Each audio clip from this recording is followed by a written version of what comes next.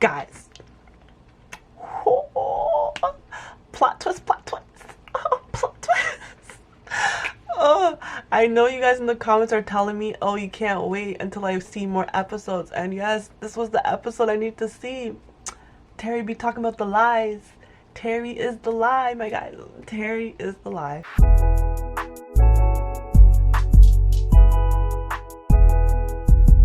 Hey guys, it's Miss Kegs. I'm back again. Sorry about last week. I wasn't feeling good at all, but I'm here again. So for this week's video, we're gonna be doing both episodes, episode 6, The Alliance, and episode 7, Happy Animals. Last week I wasn't able to do it, but if I'm ever not feeling well, I'll usually start a discussion in the community tab. Feel free to just join and chime in on the conversation. I'm happy that some of you guys did notice that announcement I made and took part in a discussion. I'm just gonna go over the themes that I noticed in episode 6 briefly, and that'll just be what I'm gonna cover. If you have anything to say about that episode, feel free to comment down below and we'll talk about it even further. But I'm just gonna touch on the theme titles that I noticed. So topic 1, Ryan was wrong still, taking pictures without consent. Yes, Theo falsely accused Ryan, but we cannot dismiss the things that he did. And I feel like his crew was praising him, being like, yo, we got you free, we got you free. But at the same time, do they really know what he's done? Topic 2, false rape accusations. This is something that does exist. And I think this is why some people don't always like to jump on the Me Too movement, because there are women that lie. Do they make up the majority? No. Do they steal the voices of women that actually need to be heard? Yes. And can I tell you, I fell out. When Theo went to the kitchen to get a knife, I'm just like, oh, okay, maybe she's just gonna be all depressed and like start cutting herself. And I was like, okay, maybe that's the route they're going in this episode. But no, child cut herself to pretend she got raped at knife point. The lies, the deception, the blood is the lie, guys. The blood is the lie. And I was like, oh, child. I was like, how? That's like so disgusting behavior. Topic 3, Karen and Becky energy. White tears win. As we can see, no one questioned her, not even in a heartbeat. And I feel like in that situation, I wouldn't even question it either, to be honest, to be real. If I saw someone bleeding and she looked sick, I would be like, oh my God, are you okay? What happened to you? And I would likely take her word for it. But maybe, just like Arabella and Terry was saying, if it was a black student, they would have more questions to ask. So topic 4 leads into what I was just talking about, the bias and discrimination against black and brown students. White educators do not understand how to necessarily navigate or teach black and brown students. Yes, all kids are the same, but we have to understand the dynamic and environment some kids grow up in. But also, there is little sensitivity toward black and brown students, and the treatment is very clear. And within that episode, we can see how there were white students sleeping in that class, not even paying attention, front row and center. Yet, the teacher had tutored for people like Terry. And when Terry brought up attention to Theo that she was bleeding, the teacher still had some sass in her voice saying, what now, Terry? What is it? So, yeah, there's a lot of bias there. So we're going to go into topic 5, innocent until proven guilty. That is what we're taught. That's what our judicial system teaches us. People are innocent until proven guilty. But when it's in the hands of the people, mob mentality, we usually go about the route of you are guilty until you can prove you're innocent. And you can be really innocent, but if there is no proof, no one will believe you. And that is very detrimental. Who did we see it with? We saw it with Justin Bieber. Some girl came out, not even some girl, I don't even know, some random Twitter account shouted that he sexually assaulted someone. And everybody was quick to say Justin Bieber is guilty. But if that man did not have those receipts, if that man did not have those witnesses, he would have been done for. Mob mentality. You're guilty until you're proven innocent. Topic 6, black women are always stepping up to defend black men. Period, point blank. You cannot come and tell me anything different. Does the same energy get reciprocated? I don't know. I don't really think so. I think when a black woman is being hurt, who's coming to the defense? Another black woman. Maybe there's some black men there, but the majority of them are not. Even his own boys, Ryan's own boys, couldn't come and defend him, which I understand because they had a whole archive of photos on their own phone, and that would put them in a bad position too. But you could just see this. But you could just see the energy when Terry and Arabella got together to go up to the principal's office united. Like, that's black woman strength. That's gangster shit. Topic number 7. You can have a black partner or black friends and still be racist. And we see with Theo, she loved Ryan. A black male, she's a white woman. She loved Ryan with her whole heart, with her whole chest, apparently. Because at the beginning, she wanted to text Ryan, "I love you." And at the end of the episode, what did she say? What did she say for the students? She called them African animals or whatever. She just used a racial slur against them. The same mouth that said that is able to say "I love you" is the same mouth that can say something hateful towards you. So that's something too. And my last question was, do we think Theo has a white savior complex? Why is she hosting these meetings if at the end of the day she was not abused, really? But then I'm wondering, maybe later on in her life she ended up being abused, and then now she's there trying to support other women.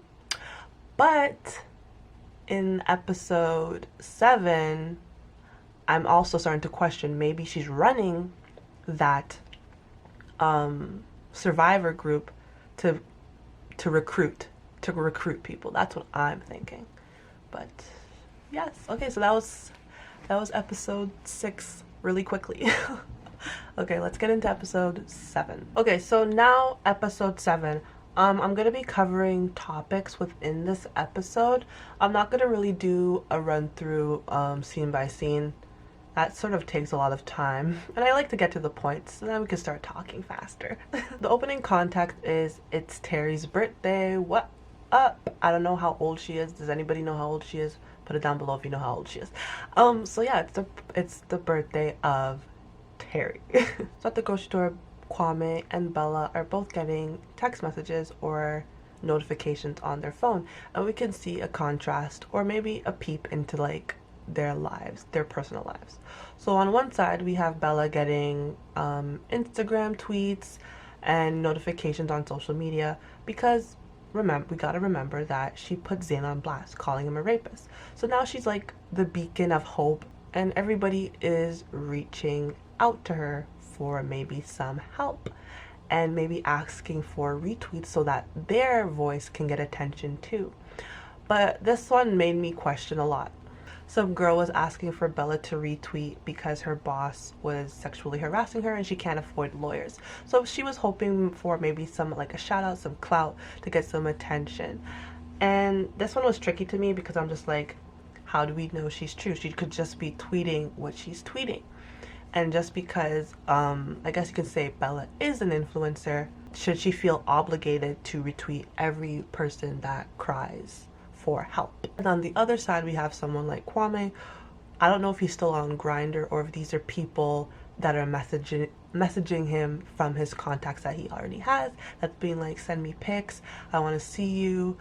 And Kwame is just not feeling it. Maybe before his assault he would have been feeling it, but right now he's just not in the headspace to be taking in any type of information like that. Both of them are just mentally exhausted. Yeah, Kwame's just tired, and I think Bella didn't realize what she was opening herself up to when she went public by exposing Zayn. So for the first thing we're going to be talking about is how Arabella's funds are extremely low. Like low, that this girl's card went declined at the grocery store. So I hate when my card tests me. I've never ever ran out of money, but when you try to tap it, that card go boop boop boop boop, and I'm just like, I'm not broke. But I think Arabella is broke. But then there's this cashier. The cashier asked, oh my gosh, I know who you are. Can I take a picture with you? And Arabella's like, put on a smile, pretend like everything is good, and it's like, yeah, Yeah, but she didn't want to take that photo. But obviously she has to be nice because she is a public figure now. And when you're a public figure, you have to put up a front. You have to be happy all the time. And that's not realistic. But I fell out when that same cashier was like, "Can I get a picture?" "Okay, thanks. But now you gotta clear all your stuff off of my conveyor belt and put them back on the shelves." She was not coming to play. And what was even funnier, sis posted that picture on Twitter or on Instagram, tagged Arabella and said, "Met her today, her card got declined," putting her on blast in these streets, in these internet streets, putting her on blast. And I was like, "Ooh, you made me so mad, but it's okay." So in the following scene, Arabella is back to work. She's in the office with her editors, and she's basically reading sort of like a memoir of her thoughts about her experiences being raped.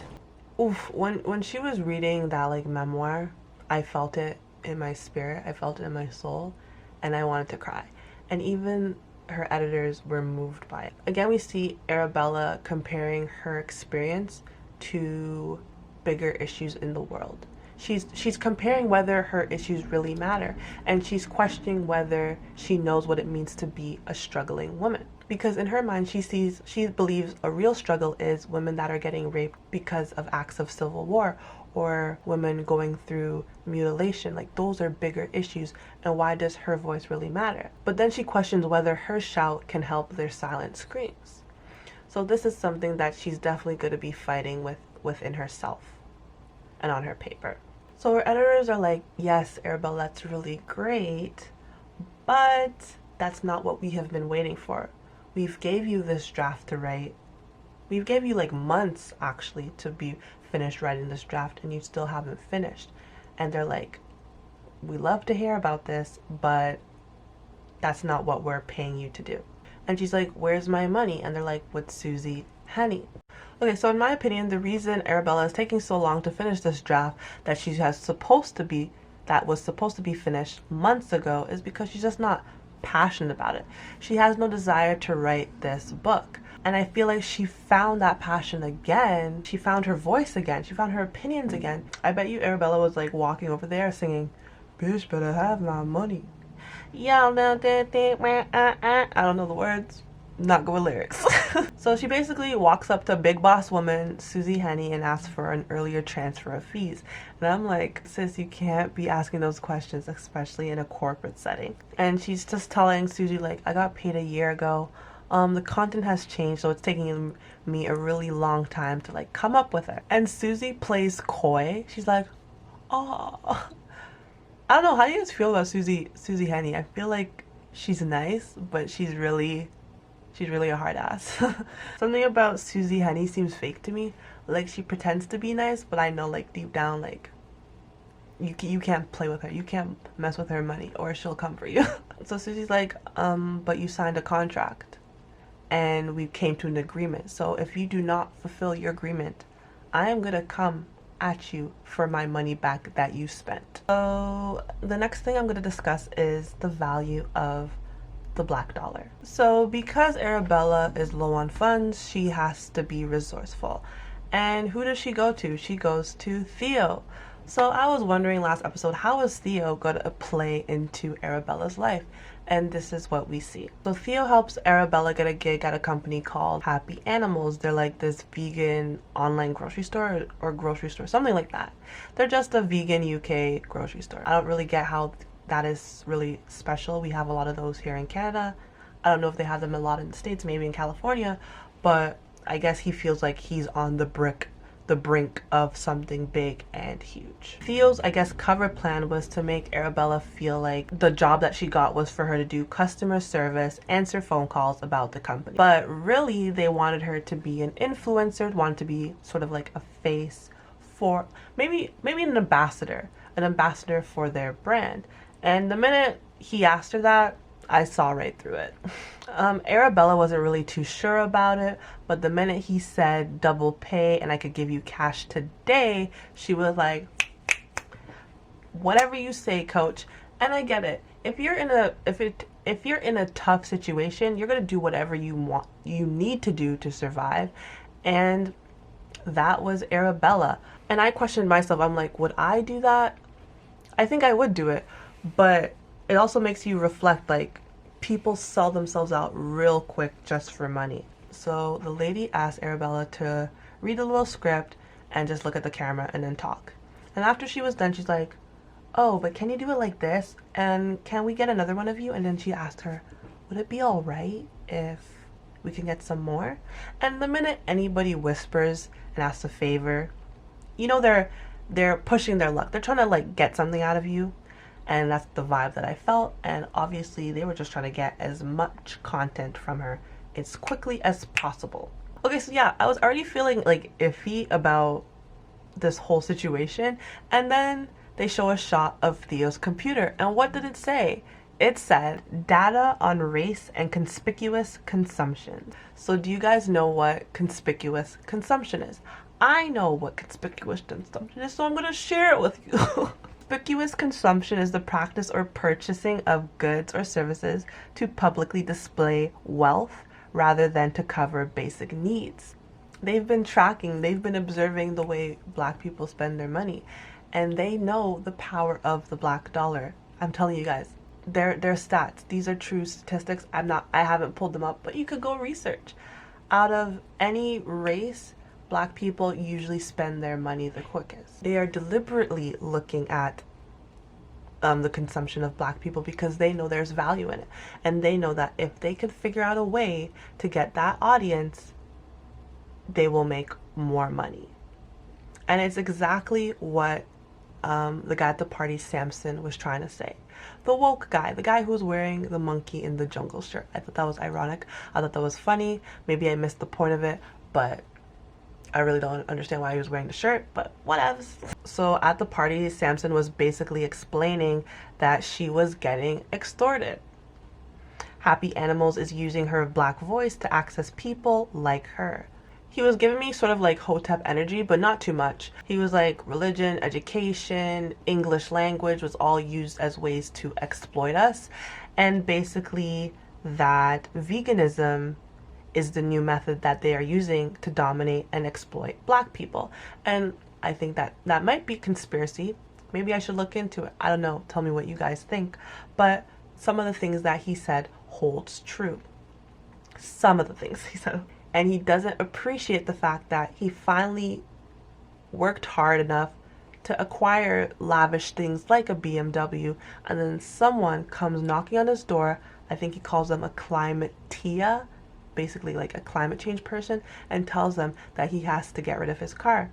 And it's like, when we as people finally like reached like a certain level of wealth, that's when, for example, that's what he's saying, is that that's when white people have to switch the script and decide the new direction we're going in so that they could have an advantage over us still.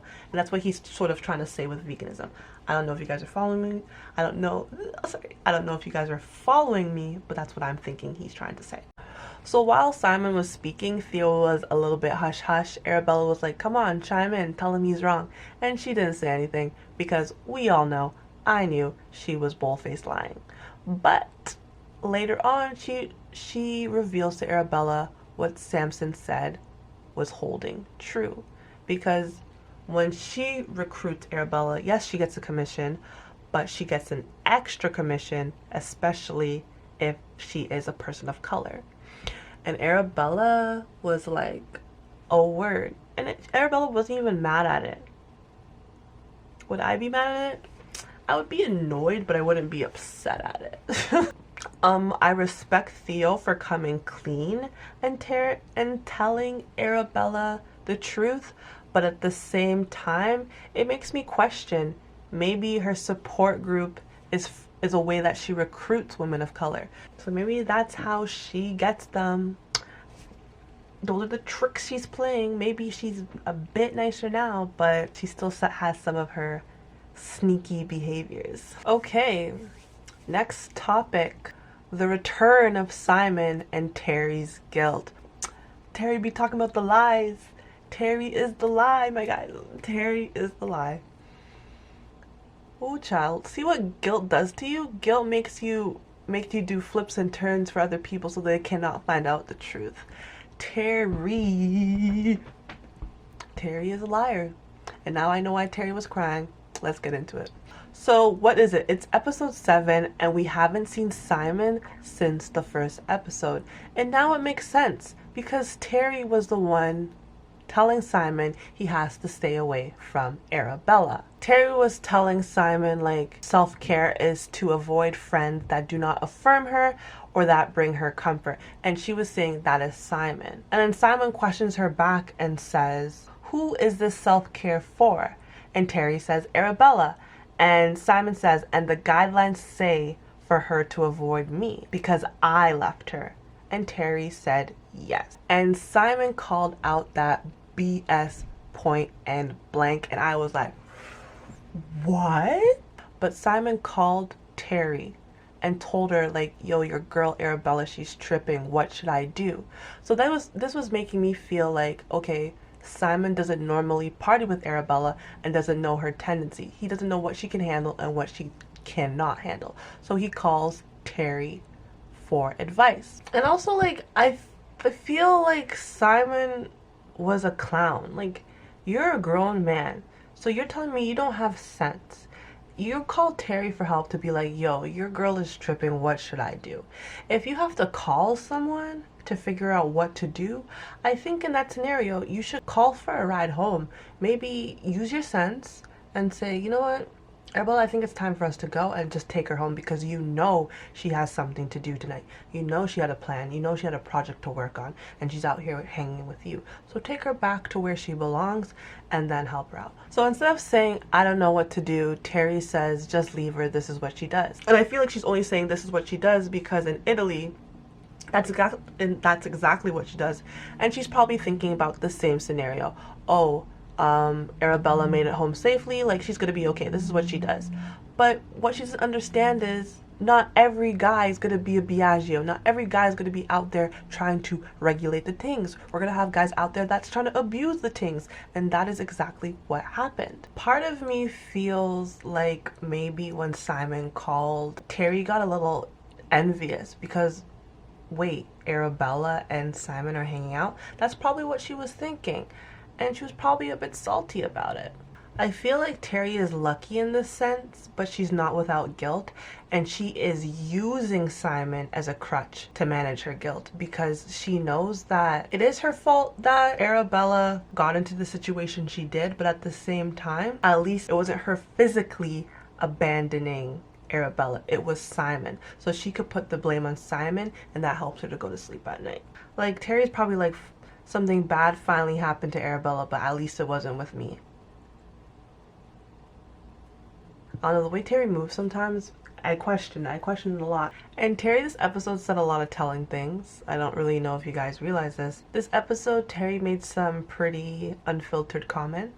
Drunk speeches, sober thoughts. I don't know if that's a saying, but I'm saying that. And she spoke to Kwame when Theodore showed up to the party.